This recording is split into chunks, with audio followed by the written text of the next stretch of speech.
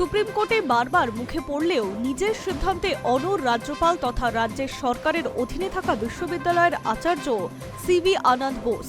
লোকভবন সূত্রের খবর অনুযায়ী যে 17টি বিশ্ববিদ্যালয়ে স্থায়ী উপাচার্য নিয়োগ সংক্রান্ত জট এখনো কাটেনি, সেগুলো নিজের সিদ্ধান্তে অনড় রাজ্যপাল। রাজ্য ও রাজ্যপালের অনড় মনোভাবে দীর্ঘদিন ধরে রাজ্যের 36টি বিশ্ববিদ্যালয়ে নিয়োগ করা যায়নি স্থায়ী উপাচার্য, যার জেরে সমস্যায় পড়তে হচ্ছে পড়ুয়াদের। এই সমস্যা সমাধান করতে কলকাতা হাইকোর্ট হয়ে বিষয়টি এসেছে সুপ্রিম কোর্টে। ইতিমধ্যেই অবসরপ্রাপ্ত প্রধান বিচারপতি ইউ ললিতের নেতৃত্বে একটি সিলেকশন কমিটি তৈরি করে দিয়েছে আদালত। প্রত্যেক বিশ্ববিদ্যালয়ের ক্ষেত্রে তারা কয়েকজনের তালিকা তৈরি করে পাঠিয়েছে রাজ্যপাল দুই পক্ষের কাছে। এদের মধ্যে 19টিতেই ইতিমধ্যেই ছাড়পত্র দিয়েছেন রাজ্যপাল। বাকিগুলির ক্ষেত্রে নিজের আপত্তির কথাও জানিয়েছিলেন। এই আপত্তিকে আবার আমল দিতে নারাজ রাজ্য। এই পরিস্থিতিতে প্রথমে মুখ্যমন্ত্রীকে লোকভবনে গিয়ে রাজ্যপালের সঙ্গে কফির আসরে বসে সমস্যার সমাধানের প্রস্তাব দিয়েছিল সর্বোচ্চ আদালত, যাকে সম্মান জানিয়ে রাজ্যপালের কাছে গিয়েছিলেন মুখ্যমন্ত্রী মমতা বন্দ্যোপাধ্যায়।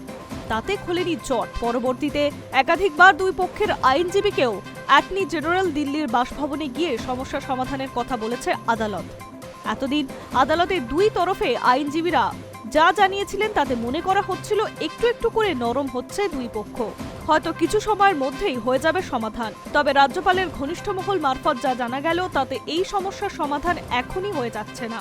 লোকভবনের একটি অত্যন্ত নির্ভরযোগ্য সূত্রের খবর, নিজের অবস্থানে অনড় রাজ্যপাল। তার বক্তব্য, কমিটির তৈরি করে দেওয়া তালিকায় এমন কিছু নাম আছে যারা উপাচার্যের মতো পবিত্র আসনে অধিষ্ঠিত হতে পারে না।